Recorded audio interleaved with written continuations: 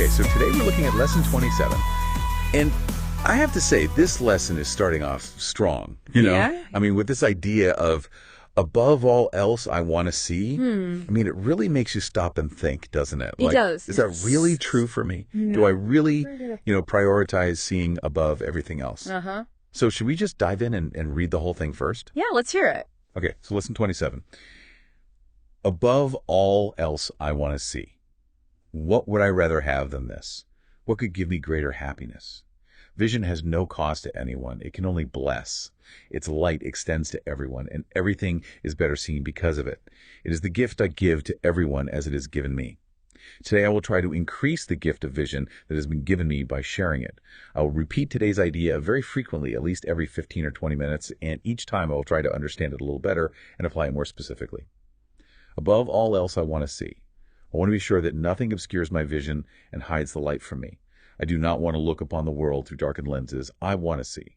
Above all else I want to see. If only once during the day you feel you were perfectly sincere while you were repeating today's idea, you can be sure that you have saved yourself many years of effort. Wow. Yeah, There's a lot there. there is. And one thing that strikes me right away is how it brings up the idea of sacrifice. Oh, yeah. Like, choosing to see might mean letting go of some other things that we think we want. Like maybe there's a little fear there. Like, what if I lose something? Exactly. And I think that's why the lesson emphasizes that vision has no cost to anyone. It can only bless. Well, that's such a good point, because I was just going to say that word bless really jumps out at me. Like, what does that even mean in this context, Well, I think it's about recognizing that when we choose to see clearly, we open ourselves up to possibilities. And those possibilities, they can bring unexpected benefits into our lives. Okay, I like that. So can you maybe give me an example of how that might play out in a real-life situation? Sure. So let's say you're struggling with clutter in your home. Oh, yeah, that's a good one. Right. You feel overwhelmed. You can't find anything. You're constantly tripping over things. Been there. Right. So in that moment, you might say to yourself, above all else, I want to see. Okay. And by doing that, you might realize that what you really want to see is a peaceful and organized home. I see where you're going with this. Right. And that vision, it can then inspire you to start decluttering. And as you do that, you start to experience a sense of calm and freedom. You're creating that space. Exactly. Yeah. And that's the blessing. That makes a lot of sense. Yeah. And another thing the lesson talks about is repetition.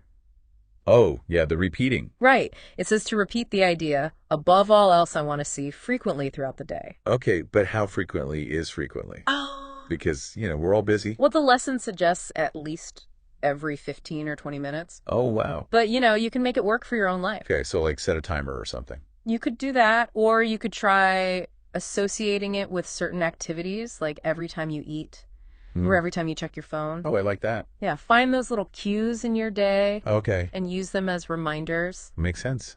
And what about those times when we forget? Because I'm sure that's going to happen. Oh, absolutely. It's normal to forget. Okay. The key is not to get discouraged. Just remember to come back to the idea whenever you can. So it's more about the intention than the perfect execution. Yeah. Exactly. Okay, that's good to know, because I was already feeling a little stressed about remembering to do it every 15 minutes. Right. And there's a line in the lesson that really stood out to me about this. It says, if only once during the day you feel that you are perfectly sincere while you were repeating today's idea, you can be sure that you have saved yourself many years of effort. Wow. So even just one moment of true sincerity can have a huge impact. I think so. That's pretty powerful. Yeah, it is. So I guess what we're really talking about here is the power of clarity. And how that desire to see clearly can really transform our lives. In every aspect. Yeah, whether it's in our relationships, our work, or even just, making choices at the grocery store. Absolutely. That's like putting on a new pair of glasses. And seeing the world in a whole new light. Yeah, I love that. Yeah. So for our listeners out there, I want you to think about this. What would shift in your life if you truly prioritized seeing clearly? What are you not seeing right now? That's a good question.